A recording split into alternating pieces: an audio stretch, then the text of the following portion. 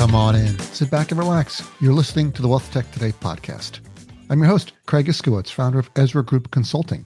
And this podcast features interviews, news, and analysis on the trends and best practices all around wealth management technology. My guest for this episode was Brad Joudrie, CEO of Conquest Planning. We spoke about Brad's recent transition into the CEO role and his growth strategy for Conquest. Talked about Conquest's entry into the U.S. market and some of their competitive differentiators. And of course, their product roadmap and what they're doing with AI. And speaking of AI, it seems everyone these days wants to talk to us about how to leverage it. But AI only works if your underlying technology strategy actually makes sense. So if you're running a wealth management firm where the tech decisions fall to whoever drew the shortest straw, and now you've grown to the point where it doesn't cut it anymore, I want to tell you about a terrific offering from Ezra Group. We call it our fractional CTO service, or Fracto. Fracto can support your current CTO on specific projects or help build a tech strategy if you don't have one. We can help your ops team if they're drowning in manual workarounds, as most ops teams usually are, just to keep the lights on, or if you just made an acquisition, but now you've got 2 CRMs, 3 custodians, and nobody knows which system is the source of truth. Our Fracto service puts Ezra Group's senior consultants in your corner on a monthly basis. We can support or even run your entire tech strategy. We can fix your integrations, clean up your data, and execute those projects that's been on the back burner for years. So if you want to free up your firm for exponential growth, you should run, not walk, to our website, EzraGroup.com, and click the golden Contact Us button on the homepage to schedule a free consultation. We know what works and what doesn't. Okay, couple quick housekeeping chores. Please subscribe to the show, yada, yada, yada. Check out our sponsor, the Invest in Others Charitable Foundation. And if you are a software vendor, go to our website, ezragroup.com/register, and register your product so your wealth tech integration score will always be up to date. Now, let's kick this thing off.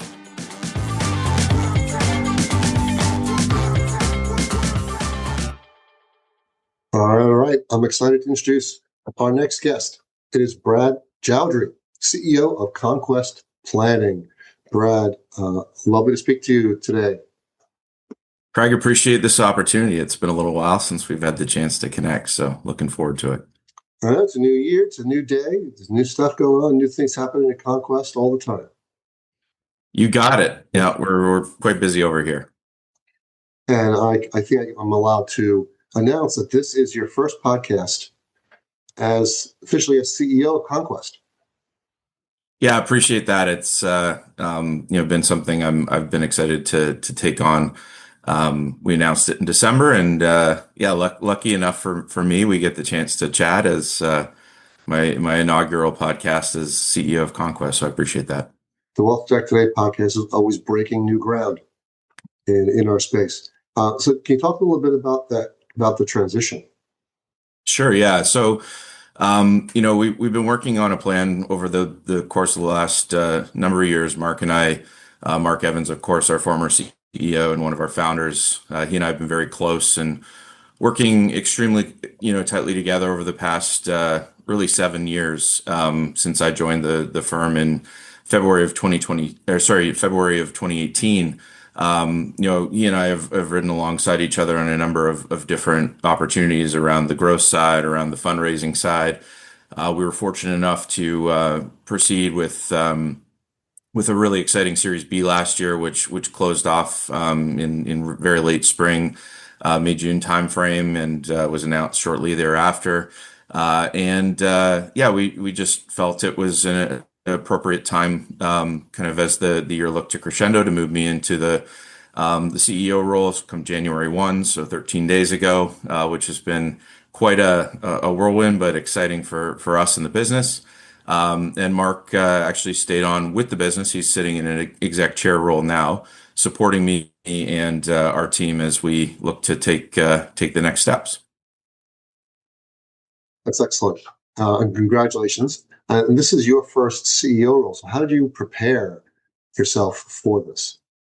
Yeah, it's a great question. I think, what I think first and foremost is I need to, in leading this business, focus on supporting our leadership team and support a very growing organization. I'm not sure how closely you've followed us. I know you've been following us in one way, shape, or form, but We've grown up pretty quickly as an organization. We now have roughly 225 employees. We're going to continue to see that grow this year. A lot of the resourcing that we've brought into the business has been focused on the product and our engineering group. And really for me, it was about really widening the net of relationship that I would be spending more time with on a frequent basis within the organization, understanding how I could best equip my leaders around the organization to continue to produce great technology, to produce a great market presence for us, and just really excited to be surrounded by such a great group of folks that we can do a lot of good for this industry. The key mission and focus of the business remains unchanged, which is really making advice accessible to everyone. You've seen, a number of areas of work we've done, not only for the traditional financial professional and helping the practice around financial advisors, but we've also done a lot of work enabling consumers that have never had access to traditional financial advice to get access through some of the firms we partner with. So really the mission remains unchanged, and we're excited as a leadership group to continue to provide support to the industry. And I've been a part of this industry and ecosystem for the better part of a decade and a half now. Really enjoy it. I've had a chance through a number, I guess, three iterations of different businesses in this space to spend a lot of time with this industry, understand what we're trying to achieve as a practice, how we're really, providing technology and supporting advice for the betterment of individuals and making financial lives more comfortable. And, it's a great mission as an industry. So I'm very fortunate to have this opportunity to take the reins here at Conquest. Brad, you mentioned earlier your $80 million Series B funding. That's going to put a lot of pressure on you. These investors, City Ventures, TIA Ventures, USAA, and so forth, they're putting this kind of money, they're expecting a return. So where do you see growth coming for Conquest? Is it mainly going to be in the U.S.? Do you have any other plans? And what's some of the things you're going to be doing differently than maybe Mark would have been doing?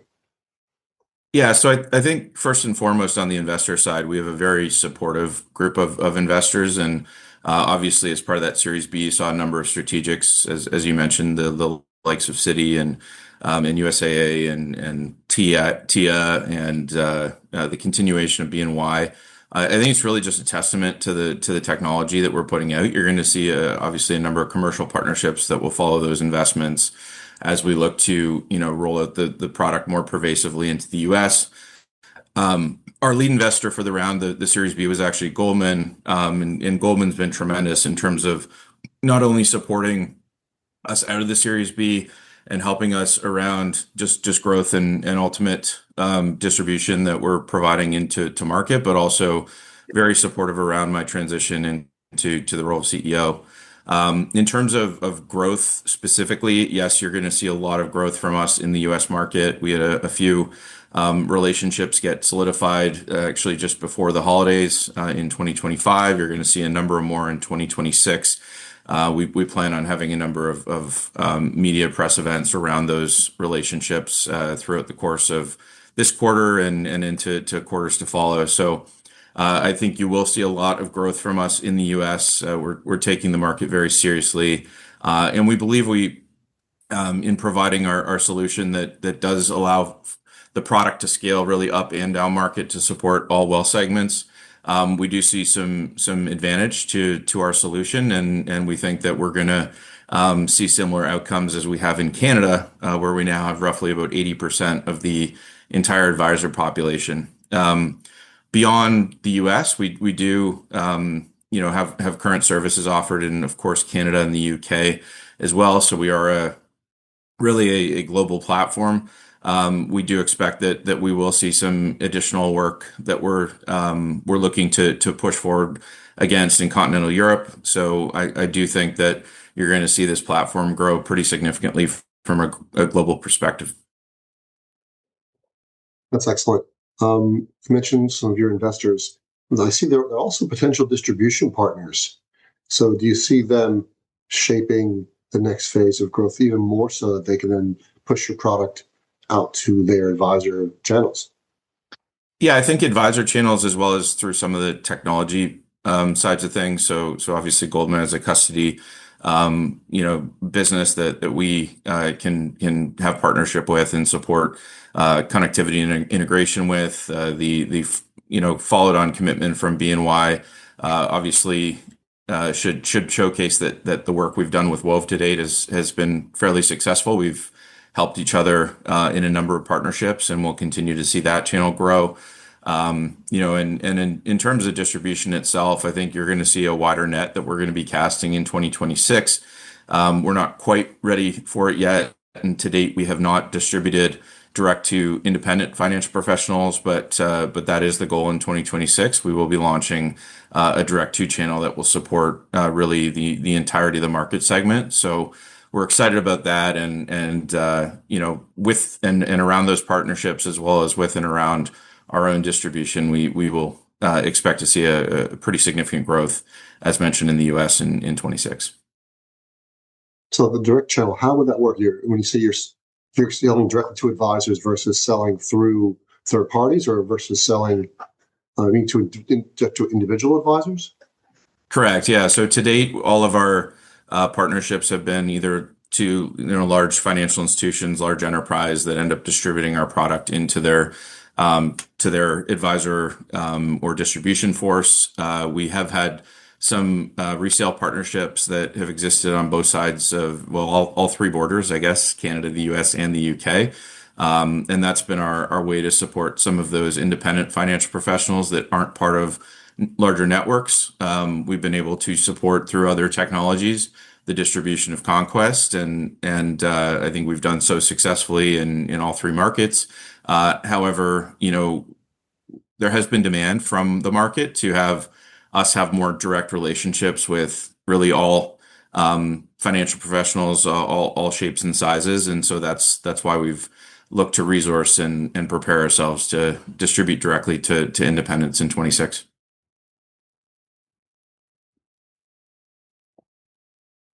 Maybe as a CEO of a fintech where you've got over 100 million raised to date, you're sort of like a kid in a candy shop. You've got all these assets now, and now you get to figure out how to deploy them. Whereas in the past, up until now, maybe you were a little tight when it came to budget, and you're having to deploy capital, being very judicious about it.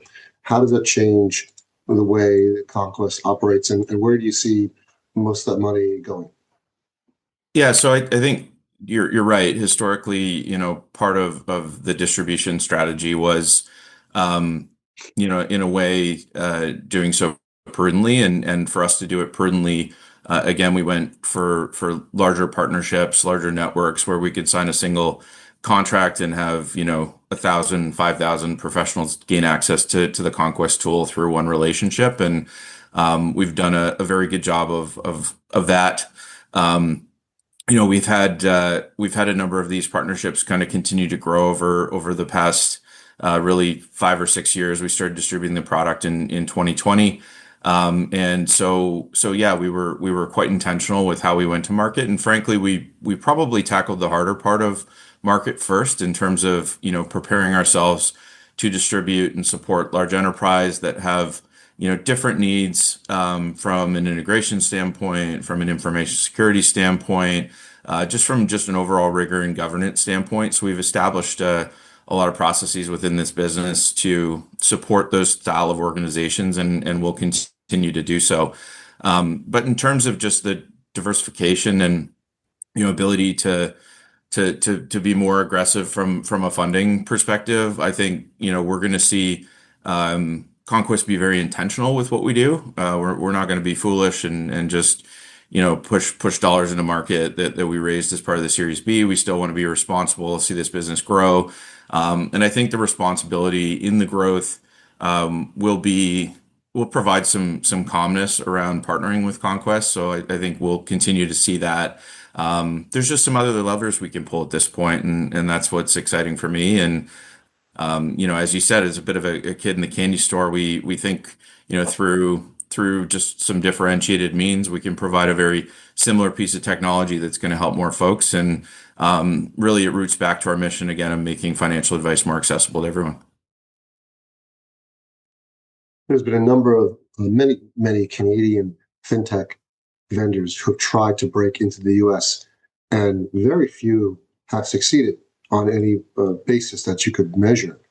And you've got 80% of the Canadian market, but the Canadian market is very small when compared to the US market. And currently, the US market share is still very small. And you're up against three established, entrenched players with Money Guide, eMoney, and Right Capital. So, why do you see this as the right time for this level of investment? Why is there a need for a fourth vendor? And what is it about your product that you see most clients that are converting? Because clearly they've got something. It's no one's sitting out there who's still using a yellow legal pad for financial planning. Yeah. We used to call it a plug and play business. You've got to unplug something, plug yours in. What's the biggest reason why they're switching?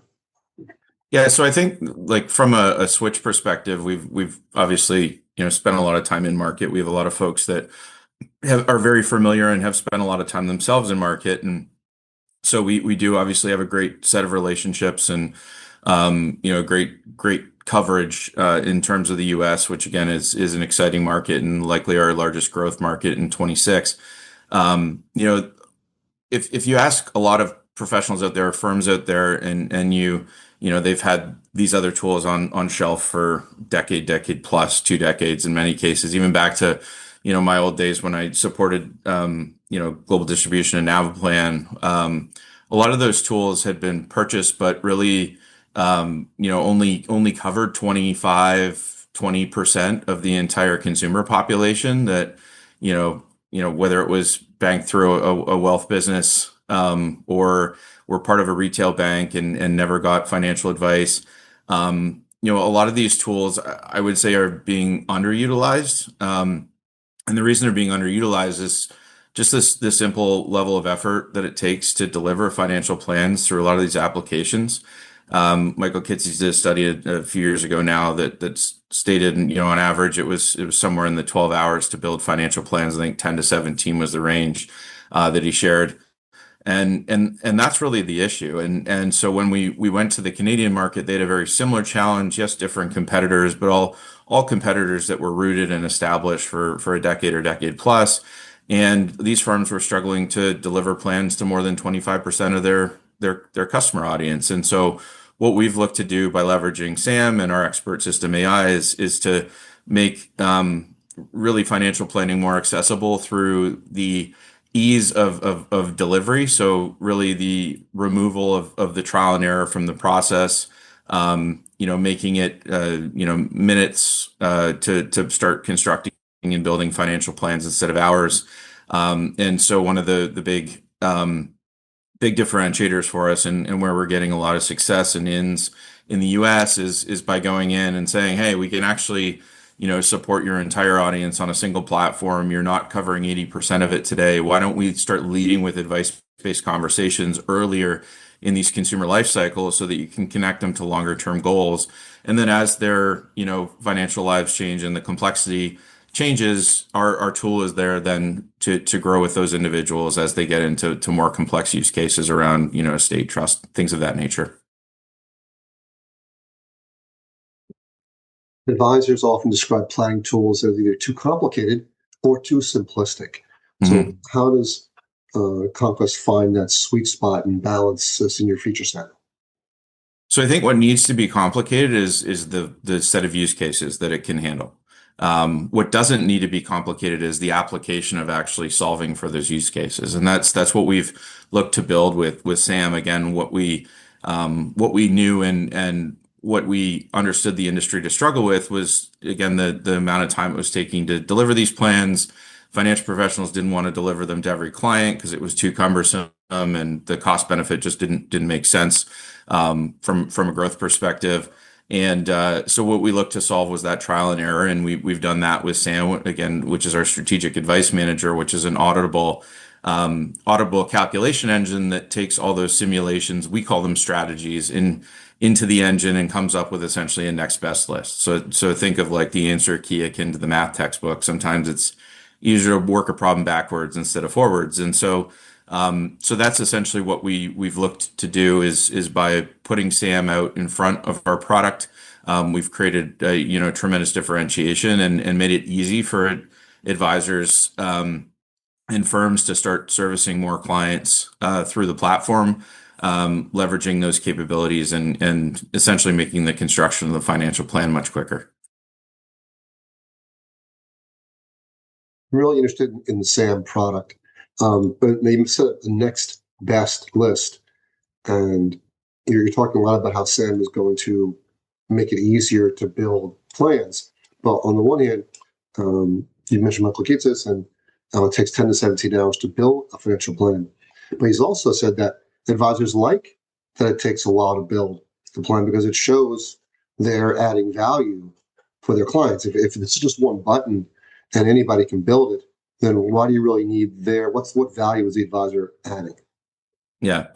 So yes, I mean what we would like to enable is the ability for the financial professional to do what they do best, which is provide advice around the math. I think what we've tried to do again is make the math faster through SAM. So they can essentially, leverage that set of robust calculations, see full audit trail on those calculations again, so they can go back in to the platform and uncover these ideas and approaches, but focus on the actual implementation of said strategies, and focus on the, capital A advice portion of that relationship with their potential customers or customers, and ultimately, allow us to handle the math and they can again focus on the relationship, which is by all means the most influential portion of ultimately the capital A advice experience. Capital A advice. Yeah.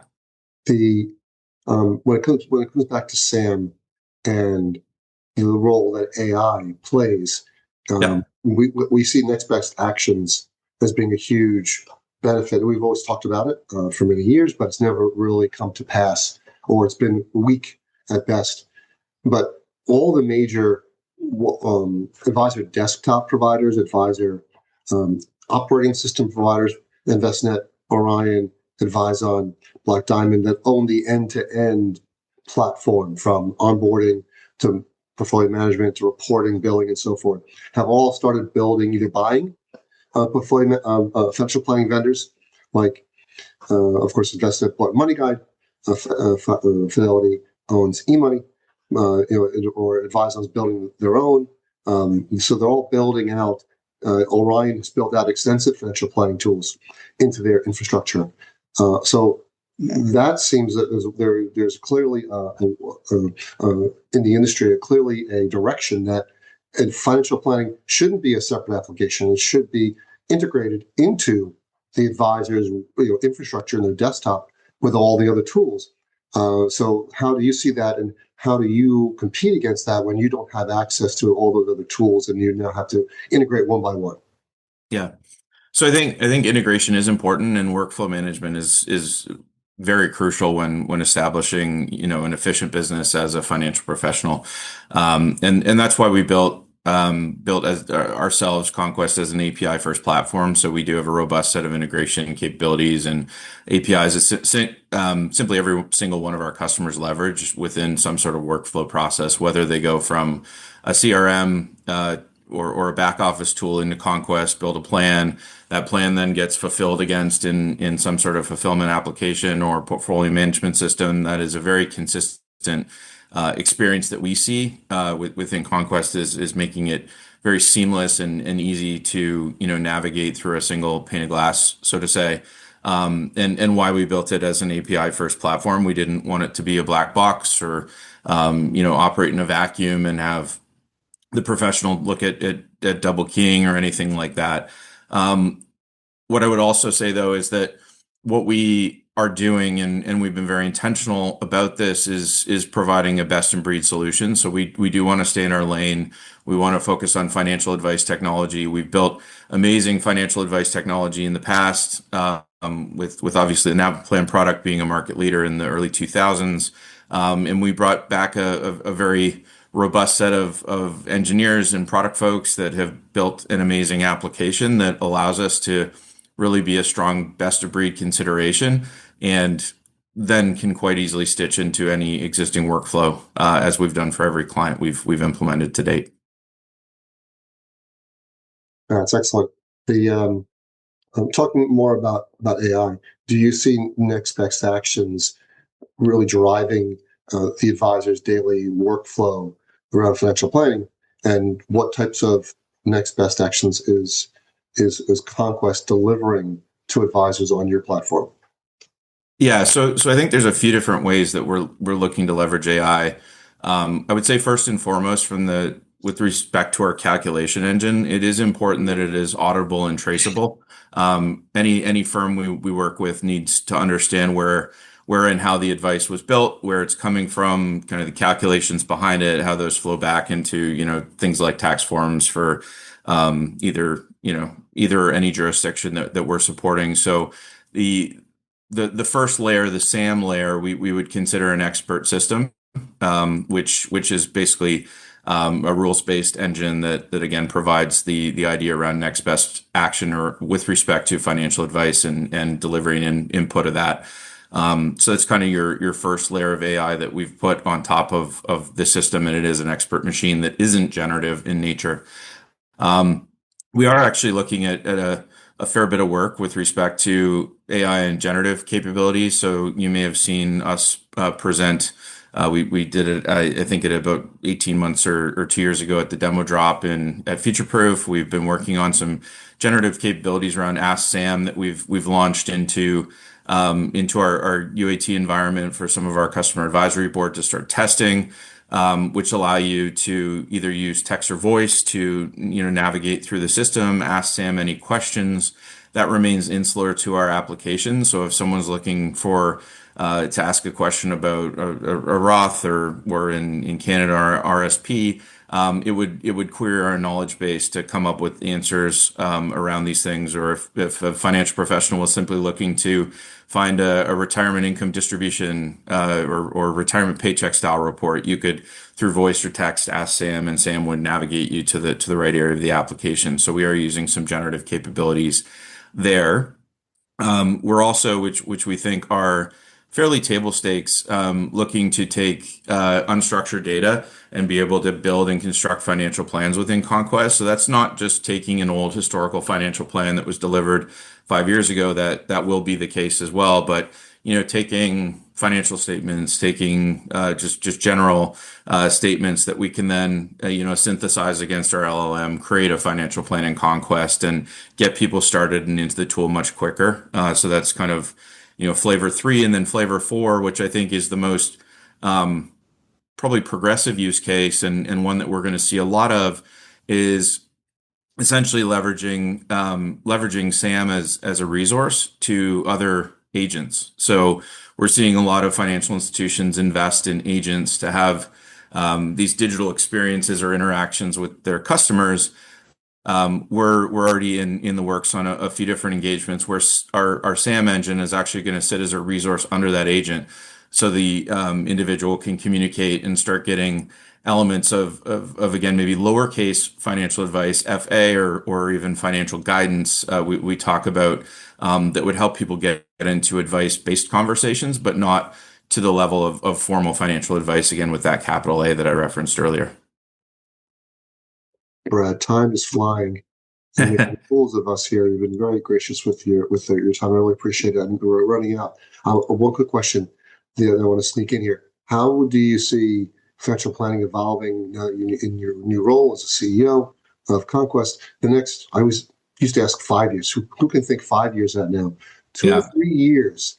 Where do you see financial planning evolving? Does it remain a core service of wealth management? Does it become just an extra tool that everyone's got in their toolbox? Is it something that does it change the nature of planning with the AI revolution? What are you seeing? Yeah, I think at a high level, it has to be a core service. What we see is more and more financial institutions are leading with or wanting to lead with advice-based conversations. We've been, talked to by many of our great partners in the industry and clients as being the tip of the spear. They want us to be the first interaction point with their clients or prospects as they look to engage. And so I only see this, being more and more pervasive throughout the industry. Everyone we talk to is looking to lead with advice-based conversations, connect people to advice-based journeys, even if those journeys aren't fulsome and aren't kind of, the formal retirement planning, but more, iterative and trying to help people figure out student loan debt, trying to help people buy their first house. How do we connect them with more advice connected conversations so that we can, formalize a longer term relationship with these individuals? So I see advice becoming tip of the spear. We're excited about that, of course. And as I said, we're going to continue to stay in our lane and resource specifically around what we do best, which is create financial advice software. Brad, you said it all. Where can people listening find more information about Conquest Planning? So www.conquestplanning.com. You can follow us on LinkedIn. That would be our most active social. We do post a bunch of content up on our YouTube page as well, and probably find us pretty much at every meaningful conference in the U.S. this year. So you can find them at every conference. Well, I wouldn't say every, because I think there's one every day now, but you'll see us at a number of different events in the U.S. We're as mentioned really excited about not only the growth we've experienced already in the U.S., but growth we're about to achieve in some great partnerships and frankly making advice more accessible for all of us.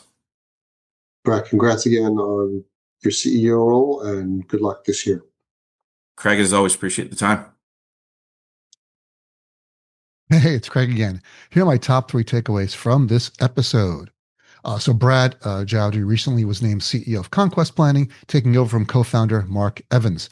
This is Brad's first CEO role, and he's focused on supporting Conquest's growing leadership team and continuing the company's mission of making financial advice more accessible. 2, Conquest is aggressively expanding into the U.S. market, leveraging their recent $80 million Series B funding round from investors like Goldman Sachs, Citi Ventures, and USAA.